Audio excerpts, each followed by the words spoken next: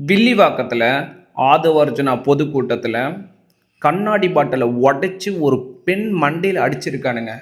அது நியூஸ் என்ன போட்டிருக்குன்னா, லாட்ஜ்ல வந்து 2 பேர் வந்து இளைஞர்கள் வந்து சண்டை போட்டுன்னு இருக்கும்போது, அவன் வந்து ஒருத்தன் வந்து தெரியாம வந்து கண்ணாடி பாட்டில் எடுத்து அ எறிஞ்சிருக்கானா, அது வந்து பொதுக்கூட்டத்துல விழுந்து அந்த பெண்ண மண்டைய உடைச்சிருச்சுன்னு அப்படியே சொல்லிட்டு நியூஸ வந்து க்ளோஸ் பண்றானுங்க. டேய்! காலங்கள் வந்து உங்களுக்கு பதில் சொல்லண்டி தம்பி. நீங்க எவ்வளோ வேணாலும் ஆடுங்க. புரியுதுங்களா? வயித்துக்கு என்னதான் சாப்பிடுறீங்க? சாப்பாடு சாப்பிடுறீங்களா? வேற ஏதாவது எதனா உங்களுக்கு தனியா வந்து எதனா போடுறாங்களா? கரூர் சம்பவமே உங்களால தான் நடந்துச்சுன்னு இதில நான் ப்ரூவ் பண்ணிக்கிறேன்.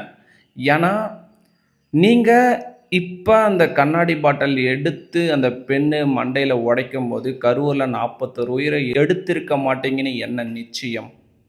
அப்படின்னு ஒரு குற்றச்சாட்டு வைக்கிறேன். அதுக்கு அடுத்தது வந்து இன்னும் 20 நாள் தான் இருக்கு. புரியுதா? 20 நாள் தான். காலங்கள் பதில் சொல்லண்டி தம்பி. நீங்க எவ்வளோ வேணாலும் வந்து அக்கிரமம், ஆங்காரம் என்ன வேணாலும் பண்ணுங்க. பூமர் மாரி பண்ணாதீங்க. கர்மா உங்களுக்கு கண்டிப்பா பதில் சொல்லும். நீ எது குடுக்குறியோ எங்களுக்கு அதுதான் உங்களுக்கு வந்து திரும்பி வந்து விழப்போது. அவ்வளதான்.